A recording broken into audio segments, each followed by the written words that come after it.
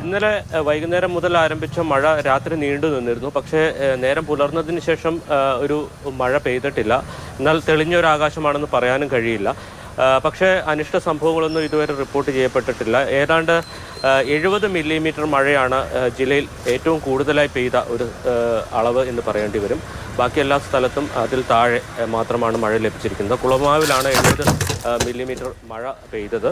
മറ്റിടങ്ങളിലെല്ലാം അതിൽ താഴെ മഴ മാത്രമാണ് പെയ്തത്. പക്ഷേ ഈ ശബരിമല തീർത്ഥാടനവുമായി ബന്ധപ്പെട്ട കുറച്ച് കാര്യങ്ങൾ കൂടി പുതുതായി ജില്ലാ ഭരണകൂടത്തിൻ്റെ ഭാഗത്തു നിന്ന് ചില നിയന്ത്രണങ്ങൾ ഏർപ്പെടുത്തിയിട്ടുണ്ട്. അത് സത്രം വഴി പുല്ലുമേട് വഴി ശബരിമലയിലേക്ക് പോകുന്ന കാനനപാത അതുവഴിയുള്ള സഞ്ചാരം പൂർണ്ണമായും നിരോധിച്ചിട്ടുണ്ട്. ഇനിയിപ്പോൾ ഒരു അറിയിപ്പുണ്ടാകുന്നതുവരെ അതിലെ തീർത്ഥാടകരെ കടത്തിവിടില്ല എന്നുള്ളതാണ് അറിയിച്ചിരിക്കുന്നത്.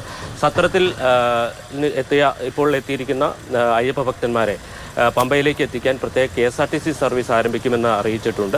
അതോടൊപ്പം തന്നെ ഈ കാനനപാതകൾ അടച്ച പശ്ചാത്തലത്തിൽ വിവിധയിടങ്ങളിൽ റെസ്ക്യൂ ഷെൽട്ടറുകൾ ആരംഭിച്ചിട്ടുണ്ട്. ഒരുപക്ഷെ അത് വിരിവെക്കുന്നതിനുള്ള സൗകര്യം കൂടി ഒരുക്കിക്കൊണ്ടായിരിക്കും റെസ്ക്യൂ ഷെൽട്ടറുകൾ തുടങ്ങുക. അത് പീരുമേട്ടിലും പെരുവന്താനത്തുമാണ് ഇടുക്കി ജില്ലയിൽ പ്രവർത്തിക്കുക. പീരുമേട്ടിൽ എവിടെയാണെന്നുള്ള കാര്യം ഇതുവരെ വ്യക്തമായി അറിയിച്ചിട്ടില്ല. പക്ഷേ അതുമായി ബന്ധപ്പെട്ട ഒരുക്കങ്ങൾ ആരംഭിച്ചിട്ടുണ്ട്. മറ്റ് ഡാമുകളുടെ കാര്യമെടുത്താൽ ഡാമുകളുടെ ജലനിരപ്പൊക്കെ വളരെ കുറവാണ്. ഇടുക്കി ഡാമിലെയും മുല്ലപ്പെരിയാർ ഡാമിലെയും ജലനിരപ്പ് താഴ്ന്നു നിൽക്കുന്നു.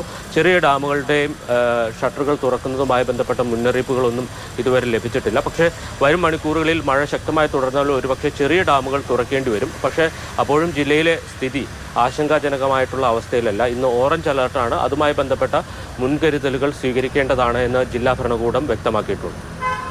ശരി ജെയിൻ.